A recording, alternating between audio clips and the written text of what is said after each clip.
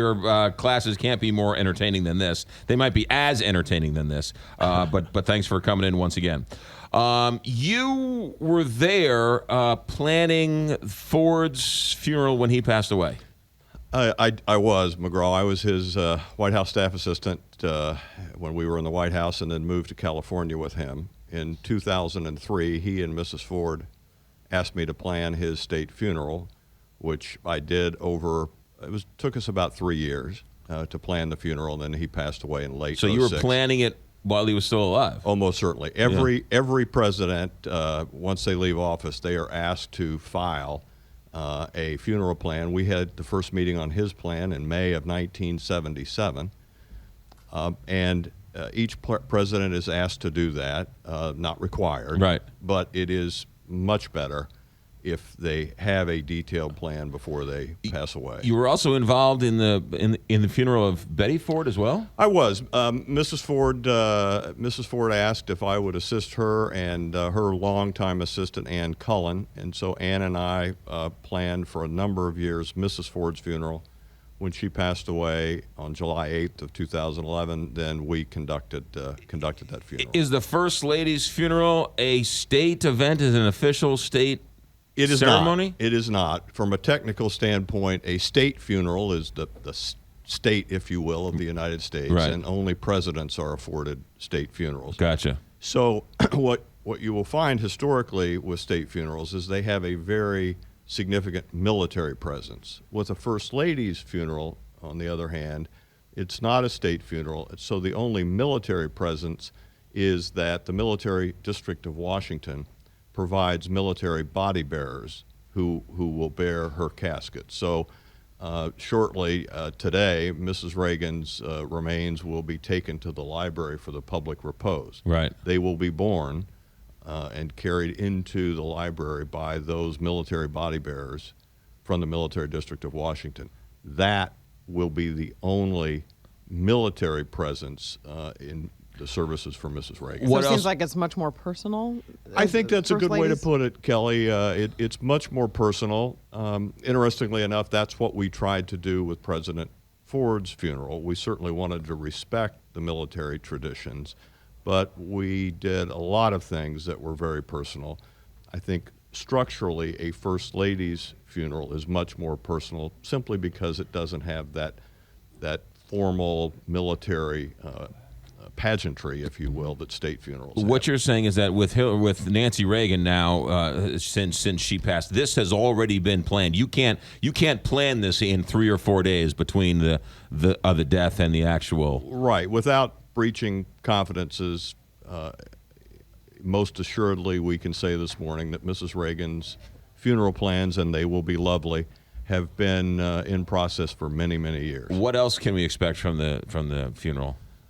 I think, as we saw with Mrs. Ford's funeral in 2011, I think there will be a wonderful presence of the former First Ladies and the current White House. So I understand that Mrs. Obama will personally attend, as she did at Mrs. Ford's funeral. I would expect Mrs. Clinton. The tradition of the White House is very important to Mrs. Clinton. I would expect that she will take time off from the campaign, travel to California, and participate in the services. So I think in that respect, it will be a nice historical connection, if Right. you will, McGraw and Yeah. Kelly. And then I think also there will be a significant outpouring.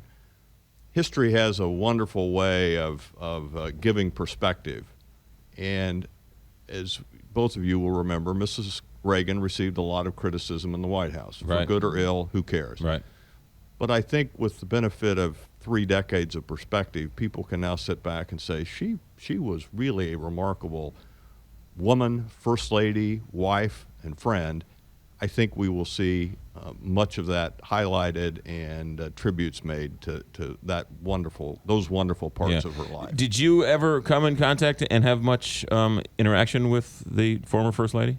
Not a lot. My last contact with her was at Mrs. Ford's funeral in 2011, Right. and she was very frail at the time. But again, in a great testament to this historical connection that they all have, she made the trip to Palm Desert for that funeral, and so I was able to Yeah. visit with her then. In this heightened political sense, where the mud is slinging unlike we've ever seen before, she dies in the middle of this, and they keep showing pictures of President Obama carrying, arm in arm as they walk to some bill signing ceremony. It's really you've been behind the ropes, you've been behind the cameras. When the cameras are on, they scream and yell and rant and rave, but behind the scenes, it's got to be a much more friendly atmosphere than what they let on. It is, McGraw, and I think if I could capture it in one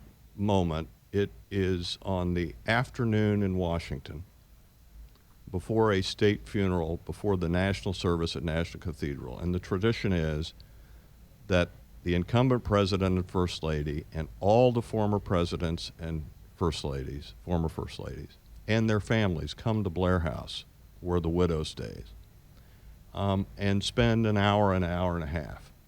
And in this political season of cacophony, endless cacophony, Right.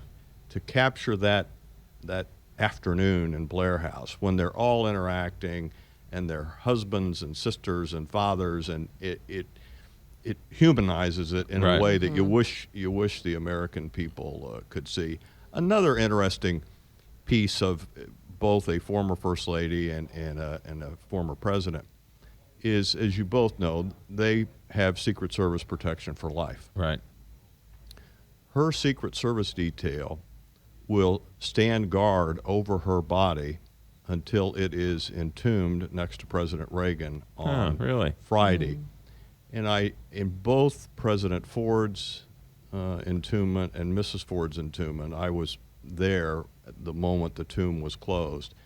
And again, without breaching confidences, it was a very, very poignant moment when those Secret Service agents paid their final respects and turned and walked away. Right. They had been prepared to give their lives Yeah. for these individuals, and that was the final goodbye when their tombs were closed. That will happen sometime, probably Friday evening, with Mrs. Reagan's Secret And they Service. get to know them so well. They you do, know, Kelly. Member and of the family, I'm there's sure. there's a professional distance, if you will, but You can't help yourself. You can't help yourself, McGraw. The Secret Service agent, my wife Annie and I, our best man is a Secret Service agent, retired now.